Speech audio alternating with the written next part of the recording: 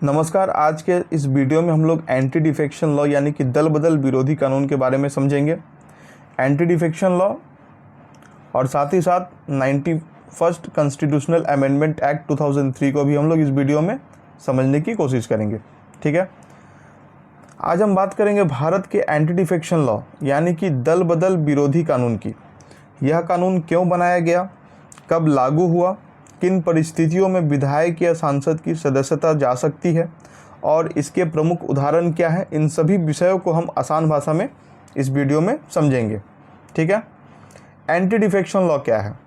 Anti defection law वह कानून है जो निर्वाचित जनप्रतिनिधियों एमपीज और एमएलएज को पार्टी छोड़कर दूसरे पार्टी में जाने या पार्टी के निर्देशों के विरुद्ध वोट करने से रोकता है। इस कानून का उद्देश्य राजनीतिक भ्रष्टाचार और सत्ता के लिए होने वाले दल बदल को रोकना है। यह कानून कब आया? एंटी डिफेक्शन लॉ को 1985 में 52वें संविधान संशोधन द्वारा संविधान की 10वीं अनुसूची यानी कि 10th शेड्यूल में जोड़ा गया था। उस समय भारत में लगातार सरकारें गिर रही थी तथा विधायक और सांसद बार बार पार्टियां बदल रहे थे।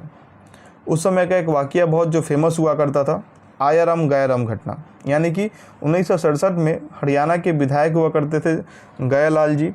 उन्होंने एक ही दिन में कई बार पार्टियां बदली थी। इस घटना के बाद आया राम गया राम जो शब्द है राजनीतिक गलियारों में बहुत ही फेमस हुआ, बहुत ही प्रचलित हुआ और दल बदल की समस्या राष्ट्रीय स्तर पर चर्चा का एक विषय बन गई। ठीक है, किन परिस्थितियों में सदस्यता समाप्त की जा सकती है? स्वेच्छा से पार्टी छोड़ना, यानी कि यदि कोई सांसद या विधायक अपनी पार्टी की सदस्यता छोड़ देता है तो उसकी सदस्यता समाप्त की जा सकती है। उदाहरण के तौर पर यदि किसी पार्टी का विधायक दूसरी पार्टी में शामिल हो जाए तो उस पर दल बदल कानून लागू हो सकता है। कहने का मतलब है कि अगर कोई member at the time of election किसी पर्टिकुलर पार्टी के सिंबल पर खड़ा होता है और जीतता है चुनाव, और चुनाव जीतने के बाद वो अपने उस पार्टी को छोड़कर दूसरे पार्टी को ज्वाइन करता है तो उसका जो सदस्यता है उससे उसको डिस्क्वालीफाई किया जा सकता है। उसके ऊपर दल बदल कानून एंटी डिफेक्शन लॉ लागू होता है। ठीक है, व्हिप के खिलाफ वोट देना। यदि कोई सांसद या विधायक पार्टी के निर्देश यानी कि व्हिप के विरुद्ध में सदन में वोट देता है या मतदान से अनुपस्थित रहता है तो उसकी सदस्यता जा सकती है। उदाहरण के तौर पर सरकार के विश्वास मत के दौरान पार्टी ने पक्ष में वोट देने का निर्देश दिया लेकिन सदस्य ने विरोध में वोट दिया, तब भी उसकी सदस्यता जा सकती है। ठीक है, निर्दलीय विधायक या सांसद। यदि कोई इंडिपेंडेंट उम्मीदवार, निर्दलीय उम्मीदवार चुनाव जीतने के बाद किसी राजनीतिक दल में शामिल हो जाता है तो वह अयोग्य घोषित किया जा सकता है। मनोनीत सदस्य, चौथा पॉइंट क्या? मनोनीत सदस्य यानी कि नॉमिनेटेड मेंबर। यदि कोई नॉमिनेटेड मेंबर मनोनयन यानी कि नॉमिनेशन होने के बाद 6 महीने के बाद किसी राजनीतिक दल में शामिल होता है तो उसकी सदस्यता समाप्त हो सकती है। ठीक है, अब ये जो सदस्यता समाप्त होने का जो निर्णय है वो निर्णय कौन करता है? दल बदल के मामलों में निर्णय लेने का अधिकार संबंधित सदन के लोकसभा में स्पीकर, राज्यसभा में चेयरमैन, विधानसभा में स्पीकर को होता है। ठीक है, हालांकि उनके निर्णय की न्यायिक समीक्षा उच्च न्यायालय यानी कि ऑनरेबल हाई कोर्ट, स्टेट की कंसर्न्ड हाई कोर्ट और ऑनरेबल सर्वोच्च न्यायालय, ऑनरेबल सुप्रीम कोर्ट के द्वारा की जा सकती है।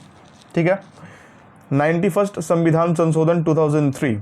आइए अब हम लोग देखते हैं कि 91 कॉन्स्टिट्यूशनल अमेंडमेंट एक्ट क्या है। यानी कि 2003 के पहले यदि किसी पार्टी के 1/3 1/3 सदस्य अलग हो जाते थे तो उसे वैध विभाजन माना जाता था, लेकिन इस संविधान संशोधन के आने के बाद इस प्रावधान को पूरी तरह से समाप्त कर दिया गया। अब केवल तब छूट मिलती है जब किसी पार्टी के कम से कम 2/3 यानी कि 2/3 मेंबर दूसरी पार्टी में विलय कर लेते हैं या फिर अपने ओरिजिनल पार्टी से स्प्लिट कर लेते हैं। कितने? 2/3। संशोधन के कुछ, इस पार्टिकुलर संविधान संशोधन यानी कि 91वें संविधान संशोधन के कुछ प्रमुख प्रावधान और भी हैं। आइए हम लोग उसको भी देख लेते हैं। मंत्रिपरिषद का आकार कैसा होना चाहिए, चाहे वो केंद्र का हो या फिर राज्य का हो। प्रधानमंत्री, मुख्यमंत्री सहित मंत्रियों की कुल संख्या लोकसभा या राज्य विधानसभा की कुल सदस्य संख्या के 15% से अधिक नहीं हो सकती है। छोटे राज्यों के लिए यह अपवाद क्या है? जिन राज्यों की विधानसभा छोटी है वहां मुख्यमंत्री सहित मंत्रियों की न्यूनतम संख्या 12 तय की गई है, यानी कि 12 से कम नहीं होनी चाहिए।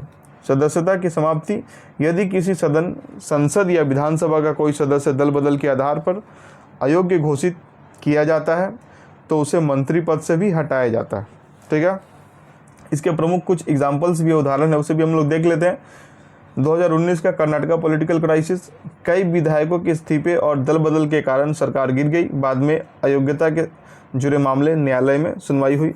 ठीक है, महाराष्ट्र पॉलिटिकल क्राइसिस 2022, शिवसेना में जो दो धड़े अलग अलग हुए थे, एकनाथ शिंदे जी का ग्रुप और एक ग्रुप था उद्धव ठाकरे जी का ग्रुप, यानी कि एकनाथ शिंदे के नेतृत्व में बड़ी संख्या में विधायकों ने अलग गुट बनाया। इस मामले में दल बदल कानून और स्पीकर की शक्तियों पर व्यापक कानूनी विवाद हुआ। और अरुणाचल प्रदेश और मणिपुर के मामले भी सामने आते हैं। इन राज्यों में भी दल बदल संबंधी विवादों पर न्यायालयों ने महत्वपूर्ण निर्णय दिए हैं। ठीक है, और रिसेंटली एक घटना जो कि वेस्ट बंगाल से है, जहाँ पर टीएमसी तृणमूल कांग्रेस की टोटल 20 एमपीज़ ने अपने ओरिजिनल पार्टी से अलग होकर के एनसीपीआई के साथ मर्ज किया। ठीक है, मर्जर किया। अब आइए हम लोग देखते हैं एंटी डिफेक्शन लॉ के क्या क्या फ़ायदे हैं। राजनीतिक स्थिरता बढ़ती है, राजनीतिक स्थिरता बढ़ती है, यानी कि जब पॉलिटिकल स्टेबिलिटी आती है, खरीद फरोख्त और भ्रष्टाचार कम होता है, मतदाताओं के जनादेश का सम्मान होता है और सरकारों में स्थिरता मिलती है, यानी कि जो गवर्नमेंट्स बनते हैं उसमें स्टेबिलिटी होती है। एंटी डिफेक्शन लॉ की आलोचना भी हम लोग कर सकते हैं, किन किन बिंदुओं पर कर सकते हैं, आइए हम लोग देख लेते हैं। सांसदों और विधायकों की स्वतंत्र अभिव्यक्ति सीमित हो जाती है। कहने का मतलब है कि अगर वो कोई सांसद या विधायक किसी पार्टी से है तो उस पार्टी की जो व्हिप है उसको फॉलो करना पड़ेगा। अपनी भले ही उसका व्यक्तिगत राय किसी भी बिल या फिर किसी भी मुद्दे पर भले ही उसका व्यक्तिगत राय अलग हो, लेकिन उसे अपनी पार्टी के राय के साथ ही चलना होगा। दूसरा आलोचना हम लोग किस तरह से कर सकते हैं, पार्टी का जो नेतृत्व है अपने मेंबर्स के ऊपर उसका नियंत्रण बढ़ जाता है।